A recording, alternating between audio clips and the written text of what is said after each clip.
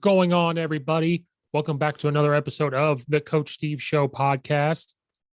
We're going to continue on with our simple offense, simple spread offense, or simple stupid offense here. We're going to continue today's topic. What in the world is an RPO? Do they have to be hard? Can they be simple? Young coaches, RPOs came from triple option. Didn't you know? That's what we're going to talk about today. Before we dive into that topic, if you're watching this on YouTube, thank you so much for watching this on YouTube.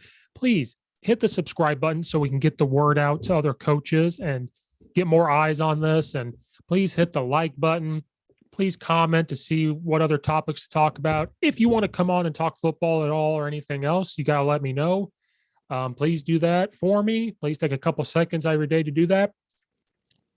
If you're listening to the audio version, it can be listened to anywhere you listen to a podcast. If it is not on a platform you can listen to your podcast, let me know and I will get it there for you, but it should be there. Follow it, subscribe to that if you can. Leave it a review, the 5-star review stuff, all that good stuff. Please do that for me. Please take the few seconds out of your day to do that. I greatly appreciate it. It helps me out, helps us grow, helps me able to do other things, and it helps me to continue to do this, to vent and have my therapeutic sessions and get this out there to some younger coaches. And maybe you guys will teach me something. I love to talk ball. Please let me know. So let's get right into it. What in the world is an RPO for young coaches? You hear it all the time. You hear Chris Collinsworth, or that's his name, on Sunday Night Football. Well, that was an RPO. Well, real quick. For me, in my eyes, a couple ways you can tell if it's an RPO. First of all, for young coaches, RPO is called run pass option, or you can call it run power option. It's run pass option, where you literally have a chance to run the ball or pass the ball. That's what it is. You're reading.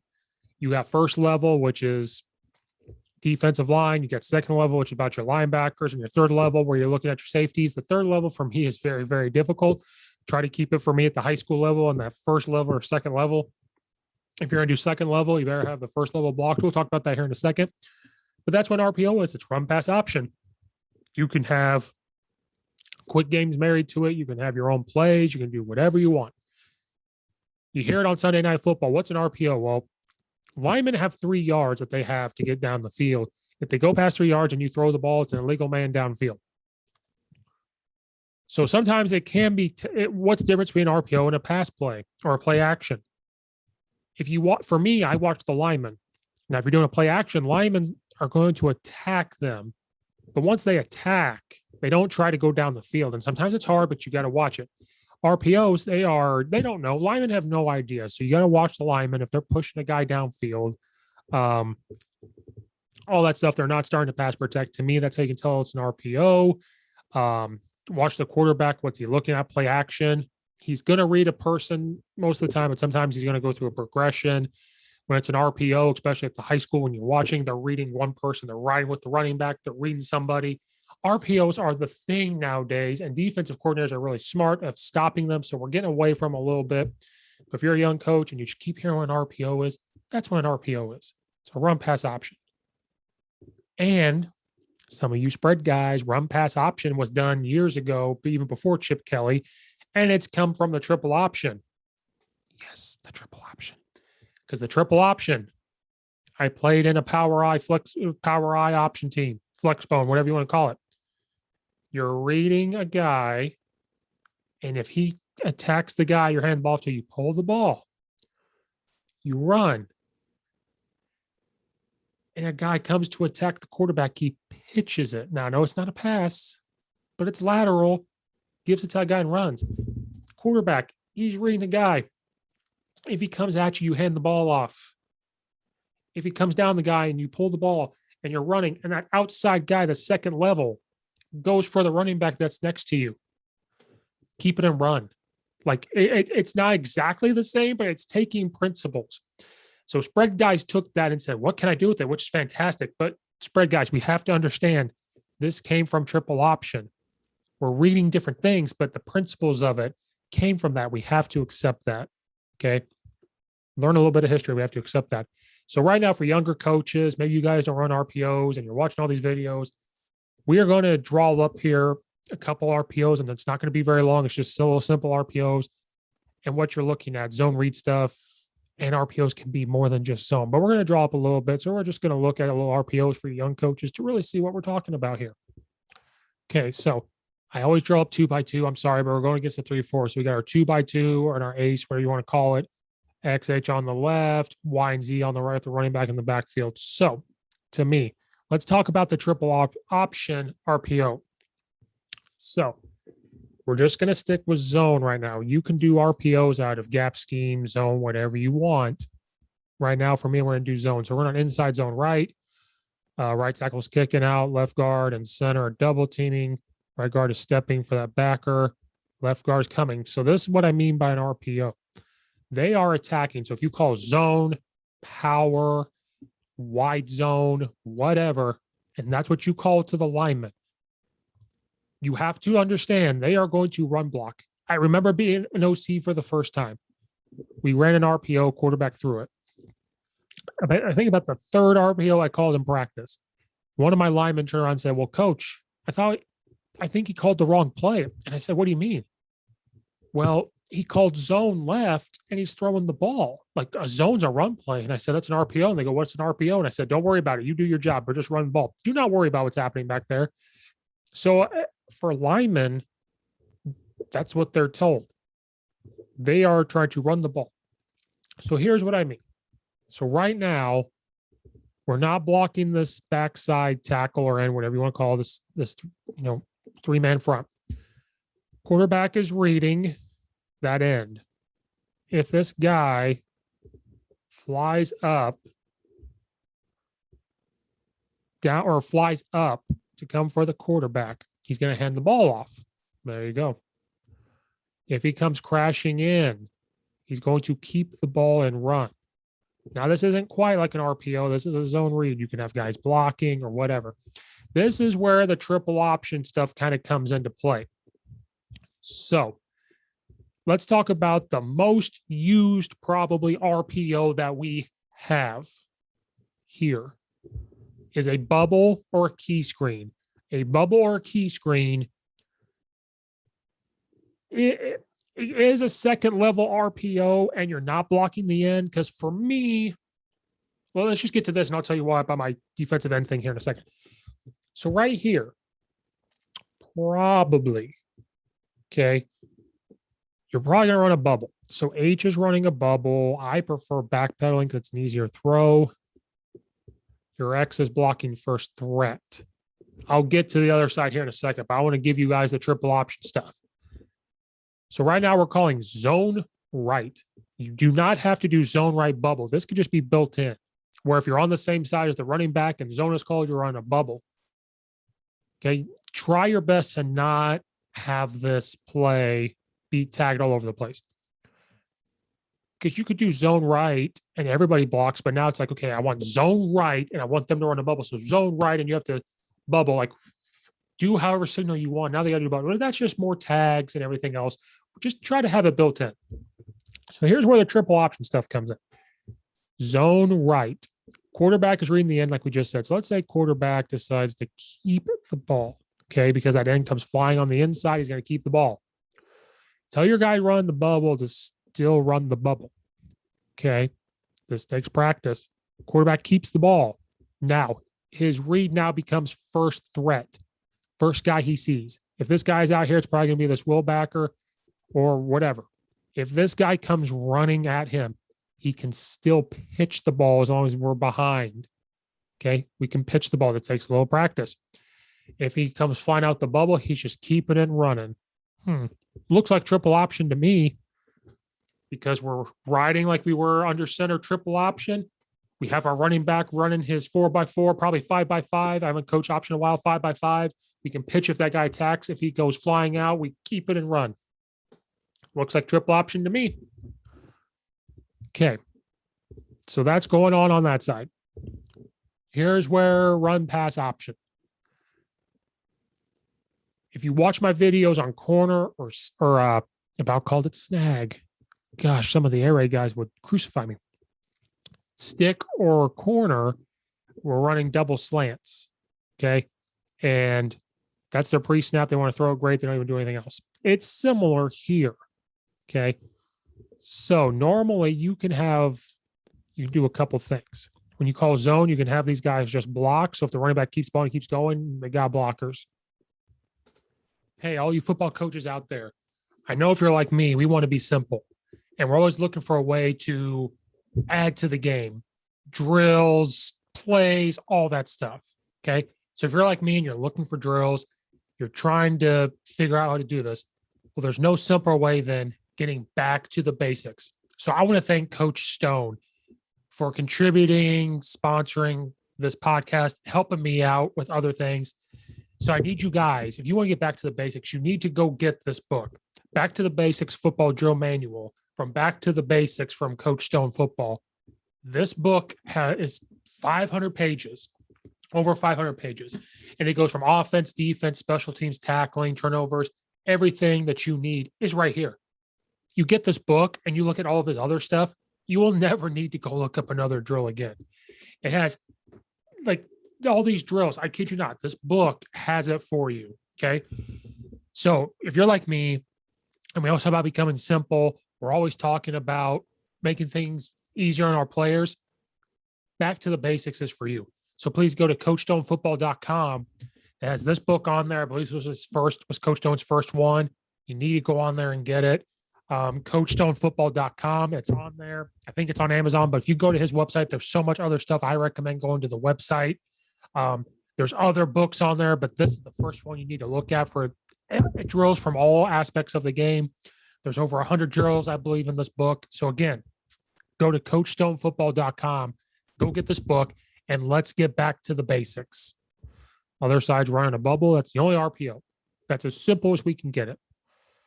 This is where you can tag or just have this built in. You can have it built in.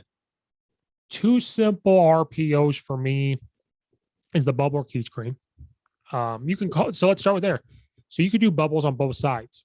So pre-snap, if you want the Y to run a bubble, or even a key screen, since the Y is on the line of scrimmage, if you want to have the Z come run underneath, I've called this undercut before, call it a key screen, whatever. Pre-snap, he's going to look over there.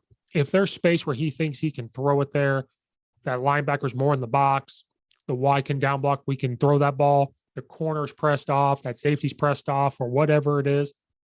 Pre-snap, quarterback likes it. As soon as he gets the snap, turns and throws it. Turns and throws it. Don't even worry about riding with him. Okay.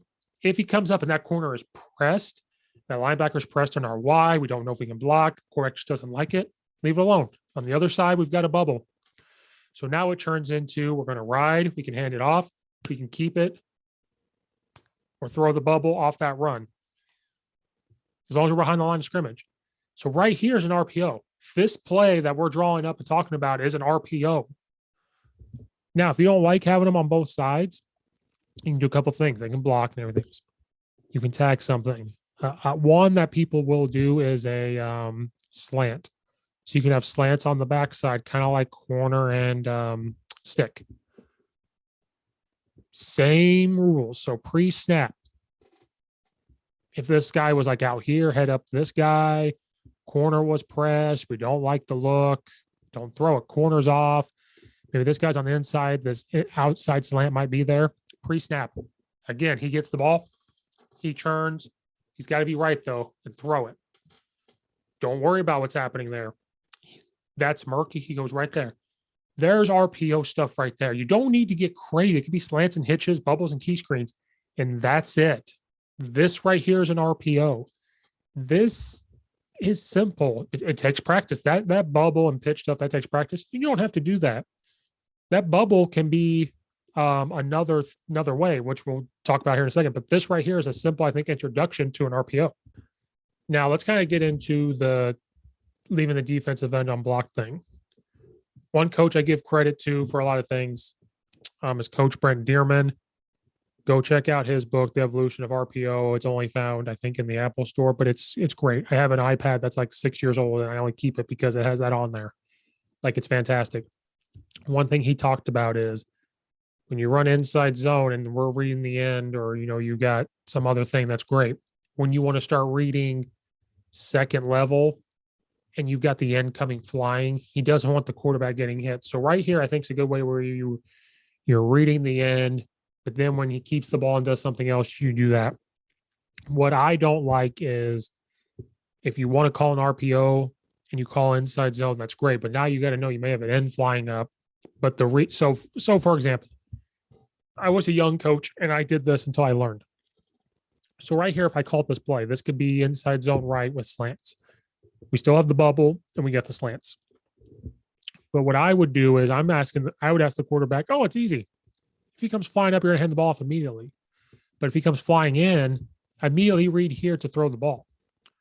But what happens when the end just sits there? He comes up and stops. He does something he does not been coached to do. He just kind of does his own thing. It's high school. It's going to happen. This is just a small example or maybe a bad example. For me, what was happening with the quarterback was now you're asking him to look. As he doesn't like the slants. He's churning and reading. He is now looking at that end and trying to see what the linebacker is doing at the same time. I think you need to have them, especially at the high school. Now, when you start getting college and you got guys smarter than me and all this stuff, I think an RPO game, if they don't like pre-snap and everything else, you've got to ask them to only read one person. Now, when in doubt, hand the ball off. But now I'm asking this quarterback in high school, see what this outside backer or safety is doing and see what this defensive end is doing. Okay. To me, that's really tough to do. If you want him just to read the bubble, for me, I'd call like an inside zone lock where we lock up the end. So now he's reading that backer. So now what's going to happen is he doesn't like the double slants. He's going to read this outside guy. Okay. So when he's right, he's going to read him. If he comes flying down because he reads run, because this guy's kicking out, he's reading run, pull it and throw the bubble.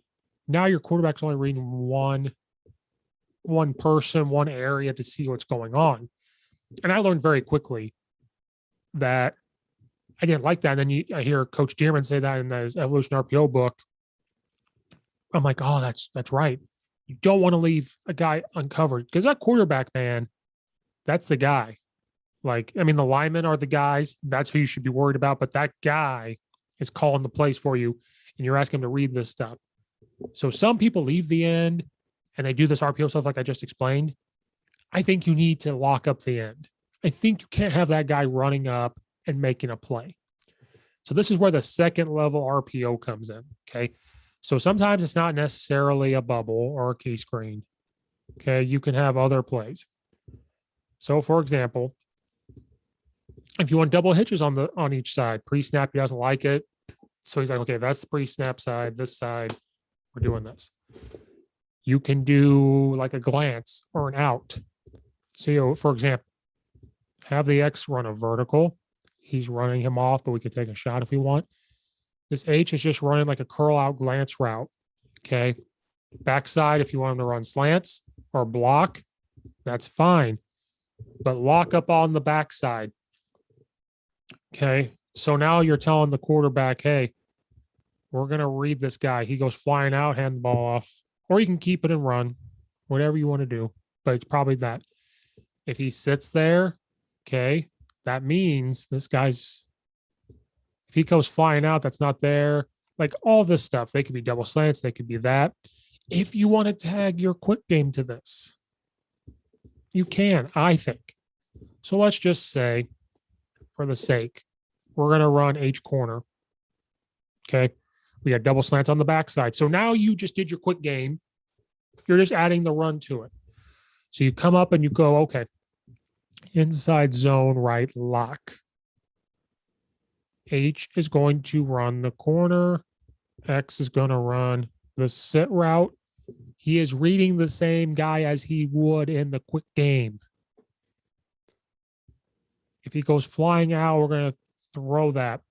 If he comes flying down for the run, we're going to throw that. If he sits there, hand the ball off. Don't even worry about throwing this unless you can see it. Hand the ball off. It's fine. This is what I mean by RPO. We got to be simple. It's got to be short routes. It's got to be short routes. Slants, hitches, stick, corner, this stuff. It has to be short routes and easy reach for the quarterback. So I think, or you can make this a third level. Right now, you tell them, okay, we're going to run corner with this, but we're going to read the safety. Safety comes down because he sees run, whatever. He plays over the top, whatever. This is where it becomes third level, in my opinion. But you have to have the end locked up. We don't want him flying up. Don't want him flying up. Okay. We don't want the quarterback to get hit. Now, when in doubt, we can hand the ball off. Okay. Some just doesn't look right, hand the ball off. Yes, when you lock up the end with just 5 linemen, okay, no matter what defense, we having this guy unblocked. You may only get 3 yards, but guess what? 3 yards in a cloud of dust is not a bad thing. It's not a bad thing at all. Okay. That's what RPOs are. It's got to be simple. You're at the high school level, keep it simple.